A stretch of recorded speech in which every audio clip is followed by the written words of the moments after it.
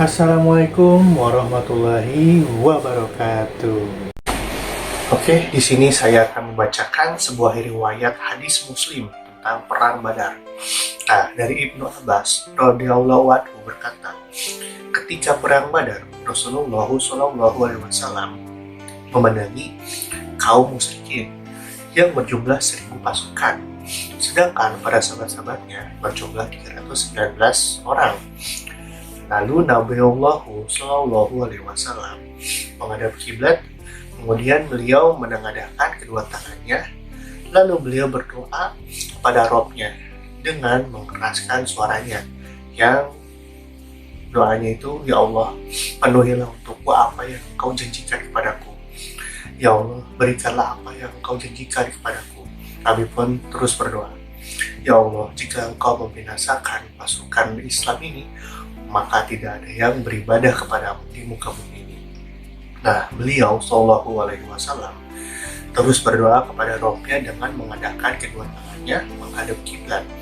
Nah, sehingga selendang beliau terjatuh dari pundaknya dan datanglah Abu Bakar As-Siddiq untuk mengambilnya, selendang itu, dan memakaikannya kembali ke pundak beliau Shallallahu Alaihi Wasallam. Kemudian mendekapnya dari belakang seraya berkata, wahai Nabiullah, cukup sudah munajatmu kepada Rabbmu, karena dia pasti akan memberikanmu apa yang telah dijanjikan untukmu. Nah, kemudian Allah Azza wa Jalla menurunkan ayat, ingatlah ketika kamu memohon pertolongan kepadaku, Rabbmu ya, lalu diperkenankannya bagimu, sesungguhnya aku akan mendatangkan bala bantuan kepadamu dengan 1.000 malaikat yang datang berturut-turut. Ayat Al-Anfal ayat 9. Nah, lalu membantunya dengan mendatangkan para malaikat. Abu Zamil berkata. Nah, lalu Ibnu Abbas menceritakan kepadaku, ia berkata, tatkala ada seorang dari kaum muslimin pada perang tersebut sedang mengejar seseorang dari kalangan orang kafir yang ada di hadapannya, tiba-tiba tuh dirinya mendengar suara pecutan cambuk dari arah atas dan suara seorang penunggang kuda.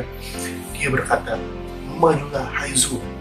Lalu dirinya menjumpai orang kafir tadi telah jatuh tersungkur mati. Dia menghampirinya dan melihat di hidungnya dan wajahnya laki-laki itu ada bekas cambuk dan semuanya berwarna hijau. Selanjutnya orang Ansor tadi itu datang kepada Rasulullah SAW dan menceritakan kejadian tersebut. Nah, maka beliau berkata, engkau benar, itu adalah bantuan dari langit ketiga. Masya Allah. Nah, dan kaum muslimin pada perang Badar tersebut membunuh 70 orang kafir serta berhasil menawan 70 yang lainnya. Nah, Abu Zamil berkata, Ibnu Abbas berkata, tatkala kaum muslimin itu berhasil menawan para tawanannya, Rasulullah SAW itu bersabda kepada Abu Bakar dan Umar, apa pendapat kalian tentang hal yang pantas dilakukan terhadap para tawanan sini yang orang kafir ini? Nah, Abu Bakar berkata, wahai Nabiullah, sesungguhnya mereka anak aman dan punya ikatan kekeluargaan dengan kita. Nah, saya berpendapat di rumah agar kiranya engkau mengambil tebusan dari mereka, dan itu akan menjadi kekuatan bagi kita untuk menghadapi orang-orang kafir.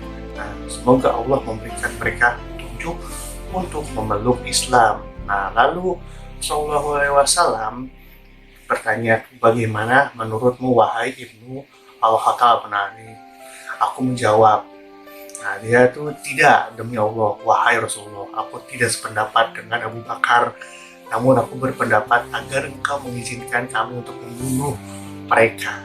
Engkau persilahkan Ali untuk membunuh Aqil, dan mempersilahkan diriku untuk membunuh Fulan.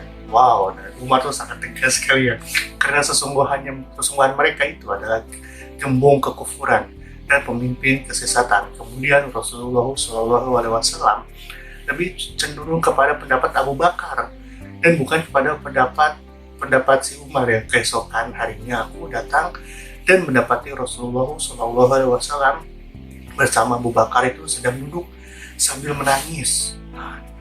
Dan aku berkata, wahai Rasulullah, beritahukan kepadaku apa yang membuat engkau dan sahabatmu menangis. Seandainya aku mendapati sesuatu yang patut untuk ditangisi, maka aku akan menangis, dan jika tidak aku dapati hal itu, maka aku pun akan ikut menangis karena tangisan kalian berdua. Rasulullah Shallallahu Alaihi Wasallam menjawab, aku menangis apa yang disampaikan sahabat-sahabatmu untuk mengambil tebusan mereka. Telah diperlihatkan kepadaku siksaan bagi mereka yang lebih dekat daripada pohon ini, yaitu pohon yang berada dekat dari Nabi Shallallahu Alaihi Wasallam. Dan Allah Azza wa Jalla telah menurunkan ayat, tidak patut bagi seorang nabi mempunyai tawanan sebelum ia dapat melumpuhkan musuhnya di muka bumi. Al-Anfal ayat 67. Nah, sehingga firman-Nya, maka makanlah dari sebagian rampasan perang yang telah kamu ambil itu sebagai makanan yang halal lagi baik. Surat Al-Anfal ayat 69. Lalu Allah menghalalkannya ghanimah untuk mereka. Nah, seperti itu cerita dari riwayat dari hadis Muslim tentang perang Badar. Nah, di sini saya akan menceritakan secara singkat ya, cerita tentang perang Badar ini. Oke, nah ini salah satu hadis riwayat Sahih dari Muslim. Nah, kita akan mendengarkan sebuah cerita tentang perang Badar yang lanjutan dari hadis ini. Oke, let's go.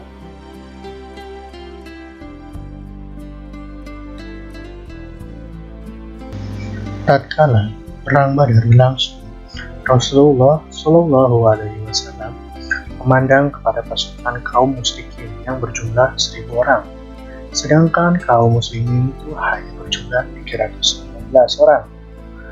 Beliau telah mengetahui sedikitnya jumlah pasukan kaum muslimin dibandingkan dengan jumlah pasukan kaum musyrikin.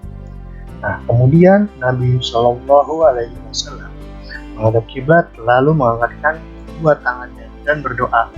Dengan mengeraskan suaranya, beliau berdoa, ya Allah, penuhilah untukku apa yang Kau janjikan kepadaku. Ya Allah, berikanlah apa yang Kau janjikan kepadaku. Ya Allah, jika Engkau membinasakan pasukan Islam ini, maka tidak ada yang akan beribadah kepadamu di muka bumi ini. Maksudnya adalah, ya Allah, jadikanlah kenyataan untukku apa yang telah Engkau janjikan kepadaku, dan berilah kemenangan kepada kaum muslimin atas orang-orang kafir.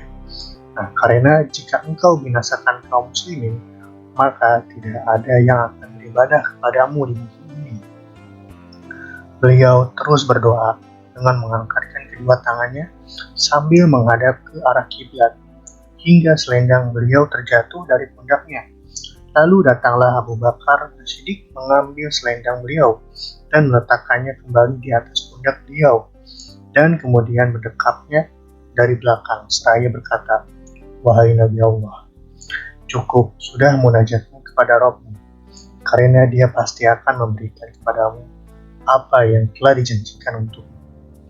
Kemudian Allah Azza wa Jalla menurunkan ayat, ingatlah ketika kamu memohon pertolongan kepada Rabbmu, lalu diperkenankannya bagimu, sesungguhnya aku akan mendatangkan bala bantuan kepadamu dengan 1.000 malaikat yang datang berturut-turut.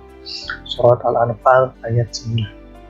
Nah, yakni jika kalian meminta perlindungan dan pertolongan kepada Allah, maka Dia akan memberikannya dan mendatangkan bala bantuan dengan 1.000 malaikat. Kemudian Ibnu Abbas menceritakan bahwa tatkala ada seorang dari kaum muslimin dari kaum Ansor pada perang tersebut sedang mengejar seseorang dari kalangan orang kafir untuk membunuhnya, tiba-tiba dia mendengar suara pecutan cambuk dan suara seorang penunggang kuda. Dia berkata, majulah hai Zum. Lalu dia perhatikan dan dijumpai orang kafir tadi telah jatuh tersungkur mati. Dia dapati ada bekas cambukan di hidungnya dan luka sobek di wajahnya, Selanjutnya orang Ansor tadi datang kepada Rasulullah SAW dan menceritakan kejadian tersebut. Lalu beliau memberitahunya bahwa itu adalah malaikat dari para malaikat langit ketiga. Dan Haizum adalah nama kuda yang ditunggangi oleh malaikat tersebut. Pada peperangan Badar ini, kaum muslimin berhasil membunuh 70 orang kafir serta berhasil menawan 70 yang lainnya. Tatkala kaum muslimin berhasil menawan para tawanan, Rasulullah SAW bersabda kepada Abu Bakar dan Umar, "Apa pendapat kalian tentang apa yang akan dilakukan terhadap para tawanan?" Abu Bakar berkata, "Wahai Nabiullah, sesungguhnya mereka adalah kerabat kita dan keturunan paman kita. Saya berpendapat agar kiranya engkau mengambil tebusan dari mereka dan membebaskan mereka. Uang tebusan itu akan membantu kita menghadapi orang-orang kafir. Semoga Allah memberi mereka petunjuk untuk memeluk Islam." Dan Umar berkata, "Tidak, demi Allah, wahai Rasulullah, aku tidak sependapat dengan Abu Bakar. Namun, aku berpendapat untuk membunuh mereka, dan engkau jadikan setiap dari kita membunuh kerabatnya dari para tawanan, karena sesungguhnya mereka itu adalah gembung kekufuran dan para pemimpin kesesatan." Nah, kemudian Rasulullah SAW lebih cenderung kepada pendapat Abu Bakar dan bukan kepada pendapat Umar. Sehari kemudian, Umar datang dan mendapati Rasulullah SAW bersama Abu Bakar sedang duduk sambil menangis. Umar berkata, "Wahai Rasulullah, beritahukan kepadaku apa yang membuat engkau dan sahabatmu menangis. Seandainya aku mendapati sesuatu yang patut untuk menangisi, maka aku akan menangis. Dan jika tidak aku dapati hal itu, maka aku akan berusaha untuk menangis dan ikut menangis bersama kalian berdua." Lalu Rasul SAW memberitahunya bahwa dirinya menangis karena Allah telah memperlihatkan siksaan bagi siapa saja yang menerima harta tebusan dari para tawanan, dan bahwa siksaan mereka itu telah diperlihatkan lebih dekat dari pohon ini. Beliau pun menunjukkan ke pohon yang berada dekat dari beliau SAW. Dan Allah Azza wa Jalla telah menurunkan ayat, "Tidak patut bagi seorang nabi mempunyai tawanan sebelum ia dapat menundukkan musuhnya di muka bumi." Al-Anfal ayat 67. Sehingga firman-Nya, "Maka makanlah dari sebagian rampasan perang yang telah ambil itu sebagai makanan yang halal lagi baik."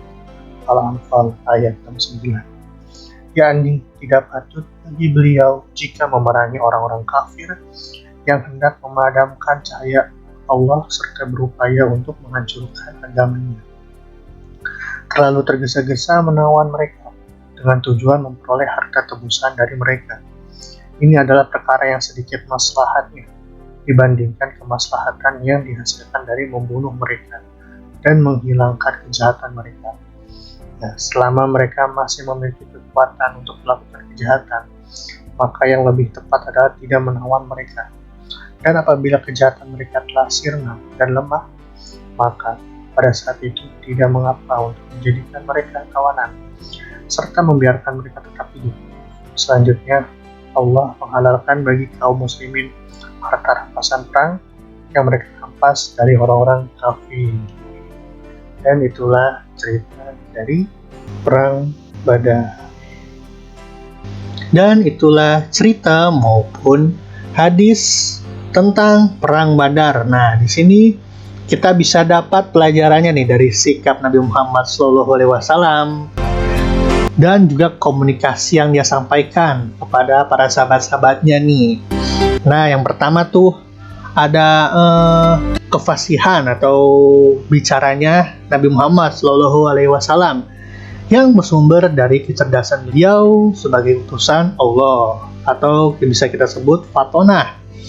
Kenapa? Karena setiap rasul pastinya dalam menyampaikan ajarannya harus menghadapi perdebatan juga dengan orang-orang yang menentangnya juga. harus menjawab pertanyaan para pengikut yang beraneka ragam pastinya, atau menghadapi pemikiran dan pelecehan para penyebar keraguan-keraguan. Nah, disinilah karena itu kecerdasan dan kekuatan argumen Nabi Muhammad SAW serta kefasihannya berbicara setiap rasul pasti harus melebihi siapapun dari kaum yang didatanginya kan. Kalau tidak memiliki kualitas seperti ini, pasti semua yang disampaikannya walaupun benar akan mudah dipatahkan dan diingkari oleh para orang-orang. Yang bisa kita lihat sendiri ketika Nabi Muhammad melihat para pasukan musyrikin, 1000 pasukan, dan dia melihat juga pasukannya dengan berjumlah 319. Otomatis para pasukannya pun melihat pasukan musyrikin dengan 1000 pasukannya ini. Pasti ada beberapa pasukannya yang down, ada yang langsung nyerah saja nih. Langsung sepertinya kita akan kalah kalau melawan para musyrikin ini dengan 1000 pasukan yang sangat banyak gitu. Dan ada yang kita mundur saja. Nah, otomatis Nabi Muhammad SAW dengan kecerdasannya dan kekuatan argumennya, dia memotivasikan para sahabat-sahabatnya untuk kita tuh jangan menyerah, jangan gampang mundur. Kita tidak sendirian, kita pasti punya Allah, kita punya para malaikat. Nah, di situ Nabi Muhammad pun berdoa kepada Allah Subhanahu wa taala untuk memberikan petunjuk dan kemudahan untuk bisa melawan pasukan musyrikin yang pasukannya 1000 pasukan. Nah, disitulah Allah Azza wa Jalla memberikan bantuan kepada kaum muslimin untuk memenangkan perang Badar. Nah, dari sisi komunikasinya nih, ketika ada beberapa tawanan musyrikin yang ditangkap oleh para muslimin, para sahabat-sahabatnya ya, para sahabat-sahabat Nabi Muhammad ditangkap. Nah, di sini biasanya kalau kita sebagai manusia sama sekarang pasti langsung main hakim sendiri tuh. Nah, di sini tidak. Jadi Nabi Muhammad dengan tegas, dengan kecerdasannya juga, dengan argumen yang sangat kuat, di sini dia malah memberikan pendapat kepada para sahabat-sahabatnya. Jadi Nabi Muhammad tuh tidak langsung main set gitu. Jadi itu Nabi Muhammad mau ada pendapat orang lain nih, bagaimana nih tawanan ini kita harus apakan ya. Nah, sahabat-sahabatnya itu ada Abu Bakar dan Umar. Nah, dari dua pendapat ini sangat berbeda sekali. Ketika Abu Bakar sependapat untuk mengambil rampasan hartanya saja, kita bebaskan, jangan diapa-apakan. Kalau misalkan dia mau masuk Islam, syukur. Kalau tidak, semoga diberikan hidayah. Seperti itu. Kenapa kita ambil rampasan hartanya atau hartanya saja kita ambil? Karena kalau kita ambil hartanya, otomatis kayak kalau zaman sekarang ekonomi atau keuangan peperangan akan meningkat dan kita bisa mudah untuk melawan kaum Quraisy atau kaum musyrikin. Di sisi lain, pendapat Umar bin Khattab berbeda sekali dengan Abu Bakar. Dia ingin membunuh para tawanan ini. Kenapa? Karena takutnya kalau yang kata pendapat Abu Bakar itu dibebaskan cuma ngambil hartanya saja, takutnya sikap dan pola sikap dan itunya tuh sikap dan gaya berkomunikasi, bukan gaya komunikasi, sikap yang akan disampaikan oleh tawanan ini ataupun gaya karakternya ini pasti tidak akan berubah. Karena Umar tahu orang Quraisy, orang musyrikin tuh mulutnya tuh sangat lincah sekali untuk menyampaikan keraguan-keraguan atau hoax seperti itu. Jadi ini Umar ingin sekali membunuh para tawanan ini. Nah, otomatis ada dua pendapat nih. Kalau kita sebagai manusia, kita sebagai pemimpin ya, dan ada karyawan-karyawannya, ada dua pendapat juga nih. Otomatis kita sebagai pemimpin, kita harus mengambil satu. Kadang kita orangnya nggak enakan, takutnya sih orang B-nya, gimana nih, orang pemimpin ini malah ngambil si A sih gitu. Nah, Nabi Muhammad ini langsung dengan kecerdasannya, dengan sikap dan kekuatan argumennya, dia langsung ngambil pendapatnya si Abu Bakar. Karena kalau kita langsung ngebunuh, kita harus mikir-mikir lagi ya, kalau kata saya. Karena kita sebagai muslim, jangan langsung set gitu langsung bunuh gitu, karena kita harus percaya diri, kita harus tahu kita tuh seorang muslim tuh harus baik, seorang muslim tuh harus lemah, walaupun lemah lembut pasti harus lihat kondisi juga ya. Dan di sini Pak Nabi Muhammad mengambil pendapat Abu Bakar untuk mengambil harta rampasan si tawanan musyrikin ini. Dan ketika mengambil pendapat Abu Bakar, Umar tuh tidak kenapa-napa kan. Jadi sikap dari sisi nggak enakannya itu tidak ada. Nabi Muhammad tuh langsung dengan tegas, dengan sigap, dengan kecerdasannya itu mengambil pendapat Abu Bakar. Nah, kita sebagai manusia pasti ada sisi gak enakan, takutnya ada kenapa-napa, nah seperti itu. Dari gaya komunikasi Nabi Muhammad tuh, jadi kita tuh jangan langsung gak enakan, atau kita tuh jangan langsung takut untuk bagaimana sih, takutnya kalau kita mau berpendapat, takut jadi ini, jangan seperti itu. Terus kita sebagai pemimpin tuh kita harus sigap, tegas, dan argumen dan kekuatan argumennya tuh harus kuat yang untuk nanti ketika para pasukan ataupun para bawahan ya, kalau kita zaman sekarang tuh ingin menanyakan sesuatu, nah jadi tidak tidak dipatahkan atau tidak diingkari seperti itu. Jadi seperti itu pelajaran dan gaya komunikasi Nabi Muhammad Shallallahu Alaihi Wasallam dari cerita maupun hadis yang sudah saya sampaikan ini. Nah, semoga video yang saya sampaikan ini menjadi pelajaran untuk kita, saya, dan ya para penonton yang menonton video saya. Mohon maaf kalau dari cerita atau penyampaian dari opini saya ini ada yang kurang, mohon dimaafkan. Di sini saya belajar, sama-sama belajar. Sekian dari video saya. Wassalamualaikum warahmatullahi wabarakatuh.